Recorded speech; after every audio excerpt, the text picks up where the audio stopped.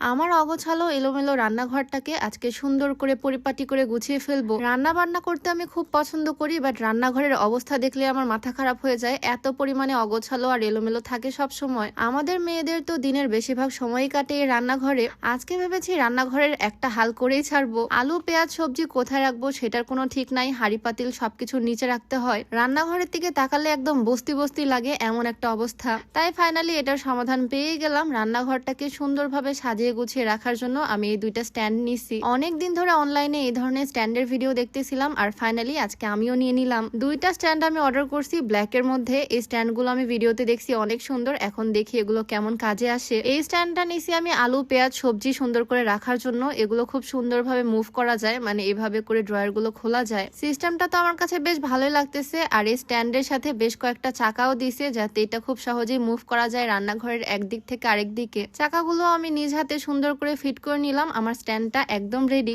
আমি টোটাল দুইটা stand order করছি। এই বড় স্ট্যান্ডটা হচ্ছে হাঁড়ি পাতিল রাখার জন্য। আমার রান্নাঘরে হাঁড়ি পাতিল গুলো খুবই বাজে ভাবে রাখার জায়গা নাই, কি আর করবো। তবে এই স্ট্যান্ডের মধ্যে সাজিয়ে রাখলে দেখতে বেশ ভালো লাগবে, রান্নাঘরটা গুছানো লাগবে, অল্প জায়গায় অনেকগুলো হাঁড়ি পাতিল রাখা যাবে। পার্সেল গুলো আমি ড্রয়িং রুমে আনবক্স করলাম, আর এখন এগুলো রান্নাঘরে নিয়ে গিয়ে রাখবো। দেখা যাক এগুলো কেমন কাজের। স্ট্যান্ড গুলো সুন্দর করে সাজাবো, তার আগে রান্নাঘরের এই জঙ্গলগুলো পরিষ্কার করতে হবে। এই জায়গায় হাঁড়ি পাতিলের স্ট্যান্ডটা রাখবো। এত পরিমাণে আজে বাজে জিনিস এই জায়গাটা ভরে গেছে। আমার হাজবেন্ড হেল্প করতেছে আমাকে এই জায়গাটা ক্লিন করতে। আমার সব কাজেই সে হেল্প করে। আর আজকে রান্নাঘরটা সুন্দরভাবে সাজিয়ে গুছিয়ে ফেলবো। দুইটা নতুন জিনিসও কিনছি, কম দামে পাইছি যদিও জিনিসগুলা। আগে এই জায়গাটা সুন্দরভাবে ঝাড় দিয়ে পরিষ্কার করে মুছে নিচ্ছি, তারপর এখানে হাঁড়ি পাতিলের স্ট্যান্ডটা রাখবো। হাঁড়ি পাতিল সবকিছু এই স্ট্যান্ডের মধ্যে সাজিয়ে গুছিয়ে রাখবো। প্রথমে ছোট জিনিস তারপরে বড়, এইভাবে রাখলে অনেক কিছু আটবে লম্বা এই স্ট্যান্ডটার মধ্যেই। আস্তে আস্তে সাজিয়ে নিব। আর সবচেয়ে বেশি এক্সাইটেড আমি এই ড্রয়ারওয়ালা স্ট্যান্ডটার জন্য, মানে এই র্যাকটার জন্য।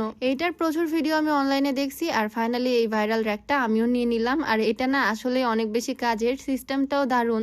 একটা থাকে আমি এক এক জিনিস রাখতে পারবো। নিচেরটাতে রাখলাম রসুন, একটাতে পেঁয়াজ রাখবো, আরেকটাতে আলু রাখবো। এইভাবে আমি সুন্দর করে সাজিয়ে নিব। তোমরা অনেকেই জিজ্ঞেস করতে পারো এটা আমি কোথা থেকে নিছি। Kohinoor import zone Facebook page থেকে আমি এই সুন্দর সুন্দর র্যাকগুলো অর্ডার করছি। পেজটা আমি ডেসক্রিপশনে মেনশন করে দিব, তোমরাও চাইলে তাদের পেজটা ভিজিট করে আসতে পারো। আর এরকম সুন্দর সুন্দর কিচেন আইটেম তাদের পেজ থেকে নিতে পারো। তাদের পেজের জিনিসগুলো আমার ভীষণ পছন্দ হয়েছে। এই র্যাকটা আমি আর আমার হাজবেন্ড মিলে সুন্দর করে সাজিয়ে ফেলছি। আর ওপরে রাখলাম একটা মিষ্টি কুমড়া। অল্প জায়গার মধ্যে খুব সুন্দরভাবে সবকিছু অর্গানাইজ করে রাখা যাচ্ছে। আর ড্রয়ার ওপেনের সিস্টেমটাও খুবই সুন্দর, এইভাবে টান দিলেই সুন্দরভাবে দুই সাইড থেকে খুলে আসতেছে। আর এটা রাখার পর মনে হচ্ছে রান্নাঘরটাও দেখতে অনেক বেশি সুন্দর লাগতেছে, যদিও আমার বাকি গোছগাছ করা এখনো বাকি। আমি তো ছোট মানুষের মতো বারবার ড্রয়ার গুলো খুলতেছি আর বন্ধ করতেছি, দেখো জাস্ট আমার কাজ। আর আজকে